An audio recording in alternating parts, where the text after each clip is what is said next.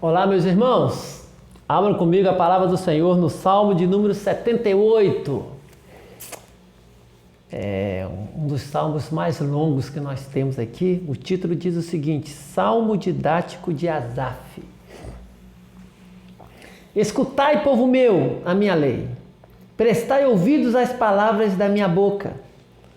Abrirei os lábios em parábolas e publicarei enigmas dos tempos antigos.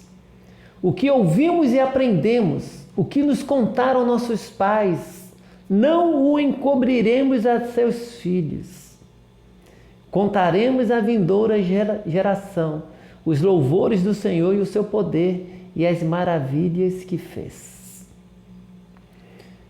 Ele estabeleceu um testemunho em Jacó e instituiu uma lei em Israel e ordenou a nossos pais que o transmitissem a seus filhos, a fim de que a nova geração os conhecesse, filhos que ainda hão de nascer, se levantassem e, por sua vez, os referissem aos que se referissem aos seus descendentes, para que pusessem em Deus a sua confiança e não se esquecessem dos feitos de Deus, mas lhe observassem os mandamentos, e que não fossem como seus pais, geração obstinada e rebelde, geração de coração inconstante, e cujo espírito não foi fiel a Deus.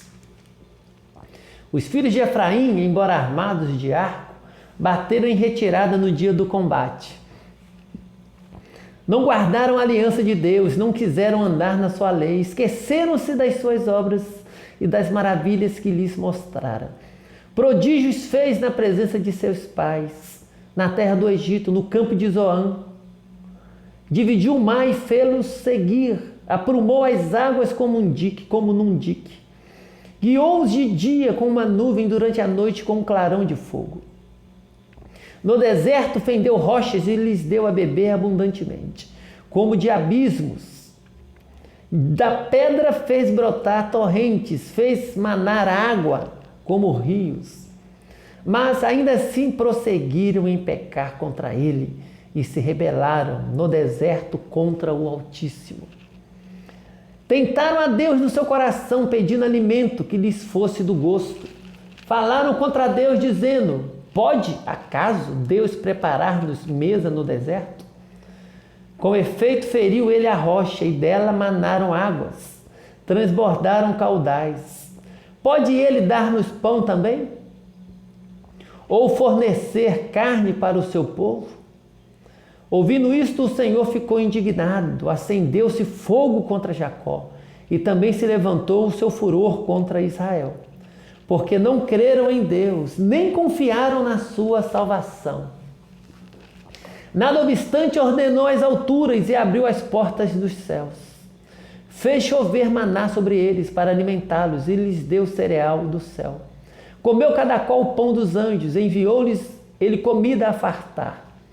Fez soprar no céu o vento do oriente e pelo seu poder conduziu o vento do sul. Também fez chover sobre eles carne como poeira e voláteis como a areia dos mares. Fê-los cair no meio do arraial deles, ao redor de suas tendas. Então comeram e se fartaram a valer, pois lhes fez o que desejavam. Porém não reprimiram o apetite, tinham ainda na boca o alimento, quando se elevou contra eles a ira de Deus.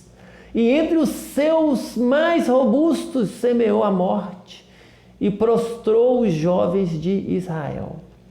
Sem embargo disso, continuaram a pecar e não creram nas suas maravilhas. Por isso ele fez que os seus dias se dissipassem num sopro e os seus anos em súbito terror. Quando os fazia morrer, então o buscavam. Arrependidos, procuravam a Deus. Lembravam-se de que Deus era a sua rocha e o Deus Altíssimo o seu Redentor. Lisonjeavam-no, porém, de boca, e com a língua lhe mentiam. Porque o coração deles não era firme para com ele, nem foram fiéis à sua aliança.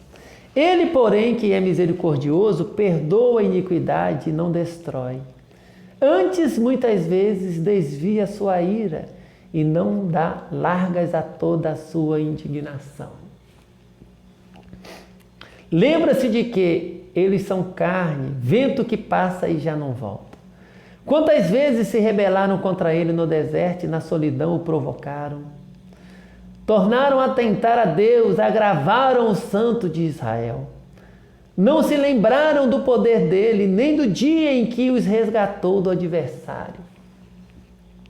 De como no Egito operou ele os seus sinais e os seus prodígios no campo de Zoan, e converteu em sangue os rios deles, para que das suas correntes não bebessem. Enviou contra eles enxames de moscas que os devorassem e rãs que o destruíssem. Entregou as larvas às suas colheitas e aos gafanhotos o fruto do seu trabalho.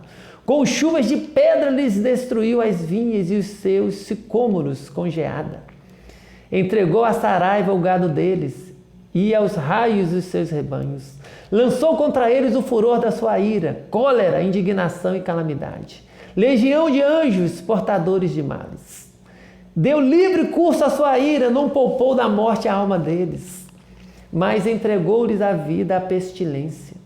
Feriu todos os primogênitos no Egito e as primícias da virilidade nas tendas de Cã.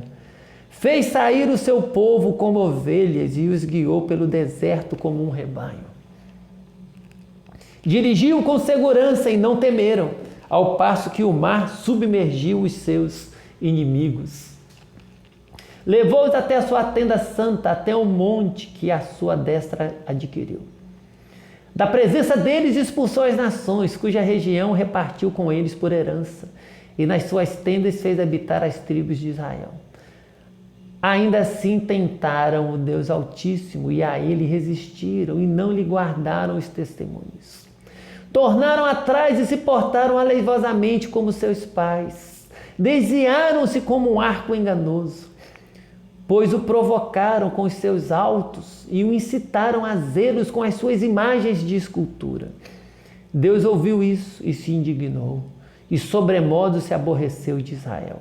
Por isso abandonou o tabernáculo de Siló, a tenda de sua morada entre os homens, e passou a arca da sua força ao cativeiro e a sua glória à mão do adversário. Entregou o seu povo à espada e se encolerizou contra a sua própria herança. O fogo devorou os jovens deles, e as suas donzelas não tiveram canto nupcial. Os seus sacerdotes caíram à espada, e as suas viúvas não fizeram lamentações. Então o Senhor despertou como de um sono, como um valente que grita excitado pelo vinho.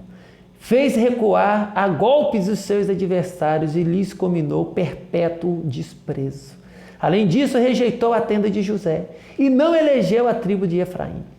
Escolheu antes a tribo de Judá, o monte Sião que ele amava, e construiu o seu santuário durável como os céus e firme como a terra que fundou para sempre. Também escolheu a Davi, seu servo, e o tomou dos redis das ovelhas. Tirou-o do cuidado das ovelhas e suas crias, para ser pastor de Jacó, seu povo, e de Israel, sua herança. E ele os apacentou consoante a integridade do seu coração, e os dirigiu com mãos precavidas. Irmãos, é um salmo longo, e é um salmo que narra, faz menção a muitos eventos da história do povo de Israel. Faz menção ao Egito, à libertação do povo, e culmina com essa frase ao final, que é uma menção positiva ao reinado de Davi. Mas durante o salmo você percebe a intenção do salmista de apontar como que o povo, geração após geração, resistia ao Senhor, se mostrava desobediente. E ele inicia o salmo dizendo, de abrir os lábios em parábolas e publicar enigmas nos tempos antigos. E ele diz assim: o que ouvimos e aprendemos, o que nos contaram nossos pais, não o encobriremos a seus filhos, contaremos à vindoura geração os louvores do Senhor.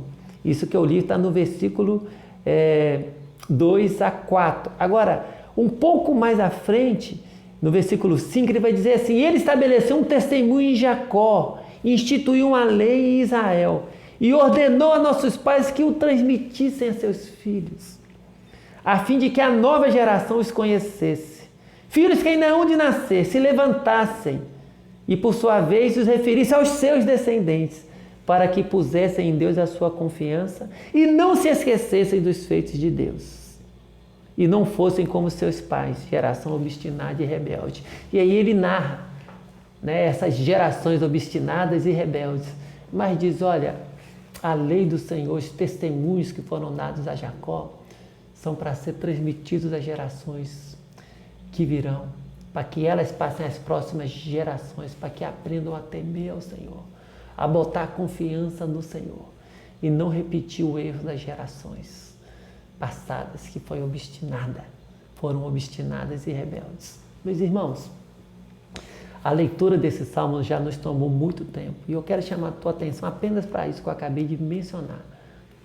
Tudo isso que foi narrado é com o propósito de chamar a atenção, né, para que o povo entendesse que eles deveriam aprender com os feitos de Deus no passado para colocar confiança nele. As histórias bíblicas, elas são extremamente importantes para a nossa edificação, mas elas não cumprem o seu papel quando nós a lemos e as estudamos apenas para conhecer a história. Se nós apenas contarmos essas histórias para os nossos filhos e ficamos preocupados apenas com algumas lições morais que podemos extrair dessas histórias, nós não estaremos fazendo o uso adequado da mensagem bíblica. É importante que a cada história bíblica, para o nosso próprio bem, para a nossa própria edificação, e para os nossos próprios filhos e para as gerações vindouras, nós saibamos identificar aquilo que é relevante para o conteúdo da fé, aquilo que Deus está revelando sobre o propósito redentor dele, e como que aquilo nos instrui e nos ajuda a compreender o Evangelho de uma forma mais profunda, para que ao conhecermos e estudarmos essas histórias, consigamos aplicar essas verdades no nosso coração e de igual forma saibamos instruir as nossas crianças, para que na medida que elas aprendem as histórias bíblicas, elas aprendam também o valor daquelas histórias para a compreensão do Evangelho, para que elas não tenham apenas lições morais, lições de éticas cristãs baseadas nessas histórias, mas que elas tenham lições que as ajudem a entender a profundidade do Evangelho. E assim, nós, a geração atual e a geração que está em formação e as gerações vindouras, todos nós aprenderemos a confiar no Senhor, a botar nossa confiança nele, para que não repitamos os erros dessas gerações mencionadas aqui, obstinadas e rebeldes, mas que, pelo contrário, nos inspiremos no exemplo de Davi, que cumpriu o seu papel de rei, apacentando o povo consoante a integridade do seu coração. Esse é o alvo, esse é o caminho. Que Deus te abençoe, me abençoe e abençoe a todos nós, para que na nossa vida, né, as histórias e os feitos do Senhor produzam o efeito desejado e para que através de nós esses feitos sejam transmitidos às gerações vindouras e também produza o efeito desejado de edificação. Deus te abençoe, em nome de Jesus. Amém.